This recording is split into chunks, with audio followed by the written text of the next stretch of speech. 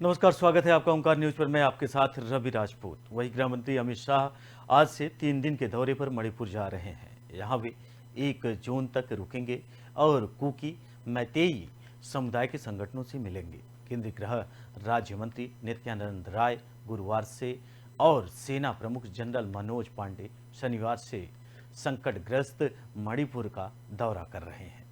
राज्य में कानून व्यवस्था की बिगड़ती स्थिति को देखते हुए केंद्र सरकार ने यहां सेना और अर्धसैनिक बलों को लगाया है।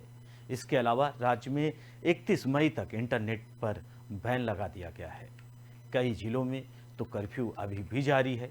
मणिपुर में 3 मई से कुकी और मैतेई समुदाय के लोगों के बीच आरक्षण को लेकर जातीय हिंसा चल रही है। हिंसक घटनाओं में अब तक 75 से ज्यादा लोग मारे जा चुके हैं। इसके अलावा सैकड़ों घरों को उपद्रवियों ने आग के हवाले कर दिया। 40,000 से ज्यादा लोग पलायन कर चुके हैं। मणिपुर पुलिस ने शनिवार को राज्य में तैनात रैपिड एक्शन फोर्स यानी RAF के 3 जवानों को गिरफ्तार किया था। जवानों पर इम्फाल के न्यू चेकान इलाके में एक मीट की दुकान में आग लगाने का प्रयास करने का आरोप है। गृह मंत्रालय ने बताया कि RAF के सोमदेव आर्य, कुलदीप सिंह और प्रदीप कुमार को तत्काल प्रभाव से निलंबित कर दिया गया है। मामले की जांच की जा रही है। पुलिस के मुताबिक तीनों शुक्रवार रात को सादे कपड़े पहनकर एक कार में बैठकर इलाके में आए थे। उन्होंने एक नागा आदिवासी बिजनेसमैन की मीट की दुकान में आग लगाने की कोशिश की थी। स्थानीय लोगों की विरोध करने पर वे वहां से भाग गए थे। घटना को लेकर हुए हंगामे का CCTV फुटेज के पास है, जिसकी मदद से पुरोमतल पुलिस ने तीनों जवानों को गिरफ्तार कर लिया है। हाल ही में मणिपुर हाई कोर्ट ने मैतेई समुदाय को अनुसूचित जनजाति का दर्जा देने का आदेश दिया था। हाई कोर्ट के इस फैसले को सुप्रीम कोर्ट में चुनौती दी गई। वहीं CJI DY Chandrachud, justice PS Narasimha और जस्टिस JB परदीवाला की बेंच केस की सुनवाई कर रही है। बेंच में कहा गया कि वह हाई कोर्ट में पेंडिंग रिजर्वेशन के मुद्दे में नहीं जाएंगे। कानून व्यवस्था राज्य सरकार का विषय है। कोर्ट में मामले में राज्य सरकार से स्टेट रिपोर्ट मांगी है। वहीं इस खबर पर अधिक जानकारी के लिए नदीम अहमद हमारे साथ राजनीतिक विश्लेषक जुड़ चुके हैं। आपका बहुत बहुत स्वागत है नदीम जी। सवाल वही कि राजनीति हो या फिर अदर चीज, जो आज मणिपुर सुलग रहा है, इसका जिम्मेदार कौन है? देखिए, इसके लिए जिम्मेदार वो बुरी मानसिकता है, वो खराब मानसिकता है जो देश को कहीं ना कहीं बर्बादी के रास्ते पर ले जा रही है। ये देश अहिंसा परमो धर्म वाला देश है, जहाँ पर सभी लोग, सभी समुदाय के लोग, सभी जातियों के, सभी धर्मों के लोग मिलजुल कर रहते रहे। अपनी मांग को मनवाने का ये तरीका नहीं होता। हिंसा को कभी भी उचित नहीं ठहराया जा सकता। देश में कानून व्यवस्था है, और फिर जब सरकार पूरे से बहस कर रही है और समझा रही है और बता रही है और वो चाहती है कि इस मसले को आसानी से निपटाया जाए, तो हम लोगों को कोई अब वो लोग जो दंगा कर रहे हैं, दंगे के बारे में बोल रहे हैं या हिंसा को ही किसी भी बात का हल मानते हैं, सोचना चाहिए, समझना चाहिए कि सरकार पूरी तरह से उनके साथ उनकी जायज मांगों को माने। और ये तो सरकार का विकास, सबका विश्वास, तो इस चीज को समझना चाहिए उन लोगों को, ऐसा नहीं करना चाहिए। हमारी छवि खराब हो रही है, बता बहुत सारे स्टूडेंट्स हैं, उन्हें सर्वाइव करना पड़ता है, नीट का एग्जाम नहीं हो पाया मणिपुर। ये सब अच्छी बात नहीं है। इससे देश की जो इज्जत है उसके ऊपर कहीं ना कहीं दाग लगता है, धब्बा लगता है, समझ आती है। और हम तो बहुत ही ज्यादा बड़ी तेजी के साथ अग्रसर हो रहे हैं आगे, जो सर्वोच्च सम्मान मिल रहे हैं, देश का नाम रोशन हो रहा है। वही नदीम जी, सवाल ये है कि मणिपुर आज पिछले, अगर हम कहें तो 1 महीने से जिस तरीके से मणिपुर सुलग रहा है, मणिपुर कम से कम ये मान लीजिए कि 20 से 30 हजार लोग वहां से पलायन कर लिए हैं। और इसके पीछे अगर शासन प्रशासन इसे रोकने में नाकाम हो रही है तो वो कहाँ पे फॉल्ट है, ये चीज से आप स्पष्ट करिएगा। और वहां की सरकार जिस चीज को लेके बीरेन्द्र सरकार लगातार ये माना जा रहा है कि एक अलग गतिविधि अगर हो रही है तो सरकार को लॉ एंड ऑर्डर देखना चाहिए, और उस लॉ एंड ऑर्डर को नहीं संभाल पा रही वहां की सरकार। केंद्र सरकार, अब अमित शाह का दौरा है, मणिपुर का दौरा है, वहां कई लोगों से, कई समुदाय के लोगों से वो मिलेंगे। क्या आपको लगता है कि इसके बाद हालात कुछ समतर होंगे? देखिए, मुझे पूरी उम्मीद है कि अब हालात बहुत जल्दी ही बेहतर हो पाएंगे, क्योंकि अमित शाह जिस काम को भी अपने हाथ में लेते हैं उसे बहुत अच्छे तरीके से और बहुत अच्छे ढंग से निभाते हैं। और ये इसमें जो परिस्थिति वाकई बहुत संगीन हो गई थी, तभी गृह मंत्री को दौरा करना पड़ रहा है वहां का। और कहीं ना कहीं लॉ एंड ऑर्डर की कमी रही है। मुझे तो ऐसा लगता है कि सरकार पूरी तरह से काबू नहीं पा रही है उन चीजों पर। 1 महीने का वक्फा तो किसी इस तरह के मौत वाले झगड़े के लिए बहुत बड़ा होता है। और मैं बहुत जल्दी आशा करता हूँ कि मणिपुर में शांति हो, देश के अंदर शांति हो, और इस तरह के मामला आगे भी ना हो। फिलहाल अभी तक नदीम जी 40 लोग पुलिस इनकाउंटर में मारे गए हैं, इस पर क्या कहेंगे आप? देखिए सर, ऐसा नहीं हो सकती है, किसी भी हल नहीं हो सकती है, ऐसा नहीं होनी चाहिए। और उपद्रव भी इतने ज्यादा बिगड़े हो, मुझे तो लग रहा है कि कुछ शरारती तत्व इसमें शामिल हो गए। को बन रहा अहिंसा का रास्ता, या फिर वो धरना प्रदर्शन जैसे करते हैं, यहाँ तो खुलेआम ऐसा हो रहा है जो कि लगातार बताइए इतने लोगों को अकाउंट हो गया, महीना हो गया। तो यहाँ कुछ ना कुछ शरारती तत्व हैं जो इसमें बढ़ चढ़कर हिस्सा ले रहे हैं और मणिपुर की छवि को खराब करने की कोशिश कर रहे हैं, देश की छवि को खराब कर रहे हैं।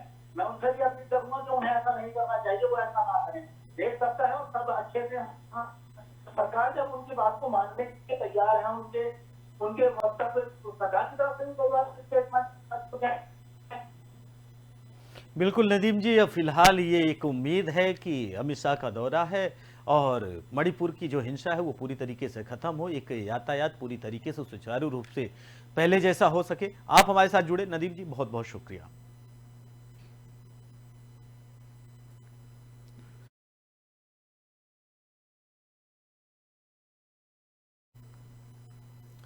बढ़ते हैं अगली खबर की ओर, जहां दिल्ली के जंतर मंतर पर रविवार को जमकर बवाल हुआ। कुश्ती संघ के अध्यक्ष ब्रजभूषण शरण सिंह की गिरफ्तारी की मांग को लेकर जंतर मंतर से संसद तक मार्च निकाल रहे पहलवानों और दिल्ली पुलिस के बीच जमकर धक्का मुक्की हुई। इसके बाद पुलिस ने विनेश साक्षी मलिक और बजरंग पुनिया समेत तमाम पहलवानों को उनके समर्थकों के साथ हिरासत में ले लिया और जंतर मंतर को खाली करा दिया। इतना ही नहीं, पुलिस ने जंतर मंतर पर धारा 144 लागू कर दी और कहा है कि अब पहलवानों को दोबारा वहां लौटने नहीं दिया जाएगा। ऐसे में सवाल उठता है कि आखिर पहलवानों की आगे की रणनीति क्या होगी। दरअसल पीएम मोदी ने रविवार को नए संसद भवन का उद्घाटन किया था। उधर पहलवानों ने नए संसद भवन के सामने महिला महापंचायत करने का ऐलान किया था। दिल्ली पुलिस ने इसकी इजाजत देने से इनकार कर दिया था। इसके बाद जंतर मंतर पर ही भारी सुरक्षा बल तैनात कर बैरिकेडिंग लगा दी गई थी। रविवार को पहलवानों ने नए संसद भवन से 3 किलोमीटर दूर जंतर मंतर से मार्च शुरू किया तो पुलिस ने उन्हें रोकने की कोशिश की। इस दौरान पहलवानों ने सुरक्षा घेरे को तोड़कर आगे बढ़ने की कोशिश की। इसके बाद प्रदर्शनकारियों और पुलिस कर्मियों के बीच धक्का मुक्की हुई और हाथापाई भी हुई। इस बवाल के बाद दिल्ली पुलिस ने जंतर मंतर को खाली करा दिया है, जहां 1 महीने से प्रदर्शन जारी था। पुलिस का कहना है कि अब पहलवानों को दोबारा वहां लौटने नहीं दिया जाएगा। पुलिस ने बताया कि दिल्ली से 700 लोगों को हिरासत में लिया गया है। वहीं तीनों पहलवान समेत 109 को जंतर मंतर से हिरासत में लिया गया। हालांकि शाम को ही विनेश फोगाट, साक्षी मलिक समेत सभी महिला प्रदर्शनकारियों को रिहा कर दिया गया। लेकिन इसमें सवाल कई खड़े होते हैं। माना यह जा रहा है कि दिल्ली पुलिस की बर्बरता के क्या शिकार हुए हैं ये रेसलर्स। फिलहाल अभी रेसलर्स की तरफ से ये प्रतिक्रिया सामने नहीं आई कि ये इनका प्रदर्शन जारी रहेगा या फिर पूर्ण रूप से अब ये खत्म हो गया है। लेकिन इनका प्रदर्शन 1 महीने पूर्व कुश्ती संघ के अध्यक्ष ब्रजभूषण शरण सिंह के खिलाफ इन्होंने शुरू किया। साक्षी मलिक, विनेश फोगाट, बजरंग पुनिया समेत तमाम पहलवानों ने दिल्ली के जंतर मंतर को अपना अखाड़ा बना लिया। देश के तमाम लोगों ने इनका सपोर्ट किया और यह माना कि अगर देश के पहलवान, जिन्होंने देश के मान स्वाभिमान को विदेशों की सरजमी पर लहराया है, ऐसे इन लोगों के साथ अगर बर्बरता हो रही है और इनको न्याय नहीं मिल रहा है तो ये देश के लिए दुर्भाग्यपूर्ण है। फिलहाल इस पर सुर्खियां बनती रही, सवाल उठते रहे, लेकिन ब्रजभूषण शरण सिंह की गिरफ्तारी अब तक नहीं हो पाई। माना यह जा रहा था कि जब ये महिला पहलवान ठंड के महीने में, जनवरी के महीने में जब प्रदर्शन करने आए तो देश अचंभित हो गया। वो देश सोचने के लिए मजबूर हो गया कि इन महिला पहलवानों के साथ ऐसा कैसे हो सकता है। लेकिन उसके बाद तुरंत ही खेल मंत्रालय यानी अनुराग ठाकुर ने इन महिला पहलवानों से दिल्ली के जंतर मंतर पर मुलाकात किए और मुलाकात के बाद इन्हें विश्वास दिलाया गया कि एक कमेटी बनाई जा रही है, अगर ब्रजभूषण शरण सिंह दोषी पाए जाते हैं तो उनके ऊपर कार्रवाई की जाएगी। वो कमेटी बनाए जाने के बाद उस कमेटी का अभी तक रिपोर्ट नहीं आया, लेकिन ये महिला पहलवान एक बार फिर से अप्रैल के लास्ट महीने में फिर दिल्ली के जंतर मंतर कूच कर दिए और प्रदर्शन करने लगे और न्याय की मांग करने लगे। तमाम टीवी चैनलों पर इनकी खबरें चली, लोगों ने न्याय की गुहार लगाई। खेल जगत से लेकर बॉलीवुड इंडस्ट्री तक इनका सपोर्ट करती नजर आई। वहीं तमाम विपक्षी पार्टियों ने भी इनका सपोर्ट किया, लेकिन अब तक ब्रजभूषण शरण सिंह की गिरफ्तारी नहीं हो पाई। सवाल कई हैं, क्या इन सारी चीजों को लेकर जो राजनीतिक गतिविधियां रहीं वो भी अपने चरम पर रहीं। वहीं इस खबर पर अधिक जानकारी के लिए हमारे साथ वरिष्ठ पत्रकार के रूप में अमनप्रीत कौर जी जुड़ रही हैं। अमनप्रीत जी, सवाल वही कि कल तक ये माना जा रहा था कि जंतर मंतर पर इन रेसलर्स का जो प्रदर्शन है निरंतर आगे बढ़ रहा है। अचानक एक तरफ नए संसद भवन का उद्घाटन और दूसरी तरफ उससे 3 किलोमीटर दूर दिल्ली के जंतर मंतर से इनका कूच करना और महिला महापंचायत लगाना। उसके बाद चंद घंटे के बीच पूरी तरीके से यह प्रदर्शन खत्म हो गया। क्या कुछ कहेंगी आप? देखिए, कल वाकई में एक हिस्टोरिकल डे था। हमारे जो लोकतंत्र का मंदिर है संसद, उसका कल उद्घाटन किया है हमारे प्राइम मिनिस्टर ने। तो ये जुगा जुगंतरा तक ये दिन याद रखा जाएगा। हमारे लिए भी ये गर्व की बात है कि हमारे देश में हमारी अपनी संसद, हमारे अपने प्रधानमंत्री ने उसका उद्घाटन किया। आज भारत इस योग्य हो गया है कि भारत वाकई में जो इसको बोलते हैं कि तरक्की की राह पे चल रहा है। पर दूसरी ही तरफ कल का ही दिन एक और काले दिन के रूप में भी याद रखा जाएगा, जबकि हमारे देश की आन बान शान बढ़ाने वाली, हमारे देश के तिरंगे की शान बढ़ाने वाली हमारी जो ओलंपिक मेडलिस्ट, गोल्ड मेडलिस्ट लड़कियां, जो पहलवान लड़कियां हैं, उनका जो रोज प्रदर्शन चल रहा था, धरना प्रदर्शन चल रहा था जंतर मंतर पे, उसको भी उखाड़ फेंका गया।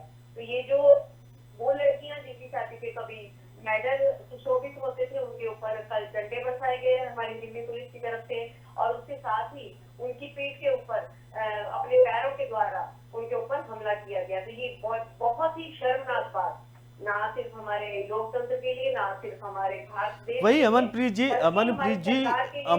जी, बिल्कुल अमनप्रीत जी, हमारा सवाल है कि एक तरफ ही ये सबको पता था, एक सप्ताह से नए संसद भवन की सुर्खियां बन रही थी, विपक्ष पूरी तरीके से आग बबूल था, हमलावर था कि राष्ट्रपति के हाथों नहीं कराया जा रहा, सिंगोल ये कौन सा वो राजदंड लेकर आ गए, तमाम आरोप लगाए गए सरकार पर, केंद्र सरकार पर और पीएम मोदी पर। और दूसरी तरफ यह था कि अगर दिल्ली वैसे भी कल के दिन संसद बिल्कुल सुरक्षा घेरे में थी, आपको भी पता है कि देश के तमाम बड़े नेता और प्रधानमंत्री खुद नए संसद भवन, दिल्ली पूरी तरीके से छावनी में तब्दील थी। दूसरी तरफ महिला रेसलर्स थे, इनको प्रदर्शन एक दिन बाद बढ़ा लेना था, नए संसद भवन की तरफ कूच करना था, लेकिन उसी दिन जाना आपको लगता नहीं कि राजनीति से प्रेरित था? देखिए, इसमें अभी जल्दबाजी करना मुझे लगता है सही नहीं रहेगा। तो ये जो प्रदर्शन हो रहा है, हम सिर्फ उसके बेस के बारे में अभी बात करेंगे कि उसका बेस जो है कि एक संसद के ऊपर एक कुर्सी प्रधान का जो है, उसके ऊपर यौन उत्पीड़न का जो मामला है वो है। पॉस्को के अधीन उसके ऊपर एफआईआर हुई है, और ना सिर्फ पहलवानों लड़कियों की तरफ से जो 2 एफआईआर हुई है, उसके बाद भी टोटल मिला के अगर देखें तो उनके ऊपर 86 एफआईआर दर्ज है। उसके बावजूद भी वो संसद जो था वो कल उस लोकतंत्र का जो मंदिर है उसकी जो उद्घाटन समारोह था वहां पे हाजिर था। और ये क्या है, ये हमारी सरकार की तरफ, हमारे लोकतंत्र की तरफ एक मुझे लगता है कि समाचार ही है। क्योंकि एक तरफ तो देखिए कल संघोल को वहां पे स्थापित करा गया, एक तरफ तो हमारे जो प्रधानमंत्री हैं वो दंडवत प्रणाम कर रहे थे संघोल को। संघोल जो राजदंड की निशानी है, तो वो राजदंड उसको जो ब्रजभूषण शरण सिंह है उसको क्यों नहीं दिया गया, जबकि वो हम ऐसा नहीं कहेंगे वो कल्पित साबित हो गया है, पर उसके ऊपर उंगलियां तो उठ रही हैं। उंगलियां तो देखिए प्रधानमंत्री और गृह मंत्री के ऊपर भी उठ रही हैं, क्योंकि ब्रजभूषण शरण सिंह ने सीधे सीधे अपनी स्टेटमेंट में ये कह दिया कि अगर मुझे प्रधानमंत्री अमनप्रीत जी, अमनप्रीत जी, 2 से 3 कमेटी बनाई गई, 2 से 3 कमेटी बना गई लगातार। एक कमेटी तो जनवरी के माह से, ठंड के महीने से बनी हुई है और वो लगातार जांच कर रही है।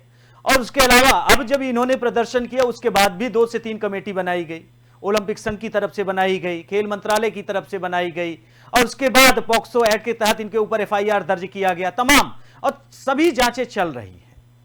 अगर वो दोषी पाए जाते हैं, दोष सिद्ध होता है, तो उन पर कार्रवाई। अगर उसके लिए पहलवानों को, अगर जंतर मंतर पर ही प्रदर्शन कर रहे थे तो उस क्षण का इंतजार करते कि कमेटी की रिपोर्ट आ जाती, एफआईआर की जांच सामने आ जाती, उसके बाद ये सारे जो पहलू थे उठाने थे।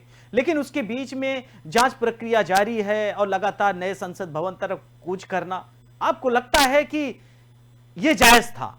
फिलहाल महिला पहलवानों और रेसलर्स के साथ हम सब हैं, उनकी भावनाओं के साथ है, उन्होंने देश का मान स्वाभिमान बढ़ाया है। लेकिन अगर दूसरी तरफ इस पहलू को भी देखें तो आपको लगता है कि ये जायज है?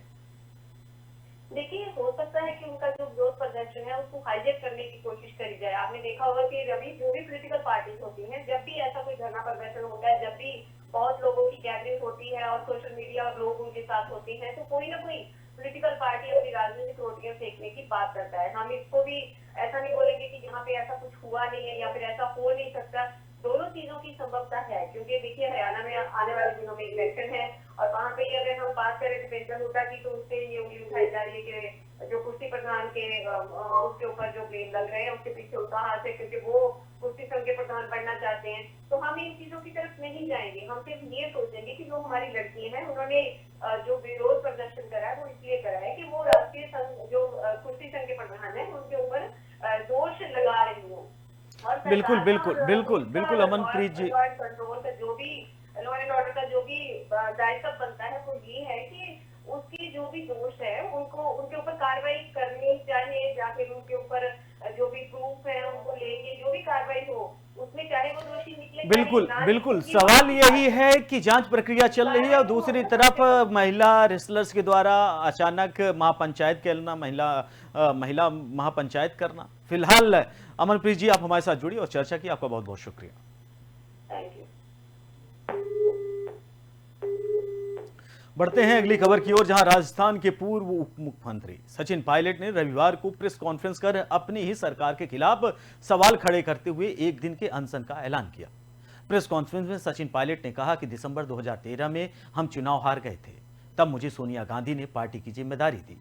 वसुंधरा राजे की सरकार की गलती नीतियों का हमने विरोध किया, खास तौर पर हमने भ्रष्टाचार के मुद्दों को उठाया, जिसका परिणाम हुआ कि उनकी सरकार चली गई। पायलट ने कहा कि हम विपक्ष में थे, उस समय हमने कहा था कि हम बीजेपी सरकार के भ्रष्टाचार की जांच करेंगे। मैंने 28 मार्च 2022 को सीएम अशोक गहलोत की पहली चिट्ठी लिखी थी, लेकिन उसका कोई जवाब नहीं आया। 2 नवंबर 2022 को दूसरा पत्र लिखा, लेकिन उसका जवाब भी हमें नहीं मिला।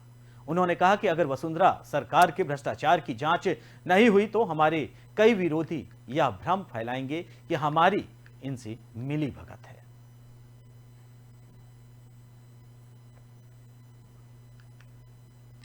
बढ़ते हैं अगली खबर की ओर, जहां बाबा बागेश्वर यानी पंडित धीरेन्द्र शास्त्री 10 दिन तक गुजरात के अलग अलग शहरों में अपना दिव्य दरबार लगा रहे हैं। शुरुआत सूरत से की है, जहां दरबार का आज का दूसरा और आखिरी दिन है। पहले दिन सूरत में धीरेन्द्र शास्त्री ने हिंदू राष्ट्र को लेकर फिर से बड़ा बयान दिया है। बागेश्वर धाम के पीठाधीश्वर पंडित धीरेन्द्र शास्त्री ने कहा कि जिस दिन गुजरात में भारत में हिंदू मस्तक पर तिलक लगाकर सड़क पर निकलने लगेंगे, उस दिन भारत हिंदू राष्ट्र को हो जाएगा। भारत को ही नहीं, पाकिस्तान को भी हिंदू राष्ट्र बनाएंगे। पाकिस्तान अधिकृत कश्मीर को राम और हिंदू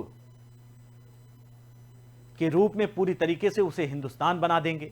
पाकिस्तान से पीओके संभल नहीं रहा। धीरेन्द्र शास्त्री ने को आपको बता दें कि वाई कैटेगरी की सिक्योरिटी भी मिली है। उन्होंने प्रतिक्रिया दी कि जो केंद्र सरकार की ओर से उन्हें दी गई है। कहा कि आदिवासी इलाके में जंगलों में कथा कर रहा हूं, इसलिए साजिशों हो रही हैं। सुरक्षा इसलिए दी जा रही है क्योंकि सनातन विरोधी ताकतें भी महसूस की जा रही हैं। बागेश्वर धाम के कथावाचक धीरेन्द्र शास्त्री के गुजरात 4 शहरों में 7 जून तक कार्यक्रम होने हैं। सूरत के बाद वो अहमदाबाद, राजकोट और वडोदरा में भी दिव्य दरबार लगाएंगे। अहमदाबाद में 29 और 30 मई को दरबार लगेगा। 1 से 2 जून को राजकोट में और 3 से 7 जून तक वडोदरा में उनका दरबार लगेगा।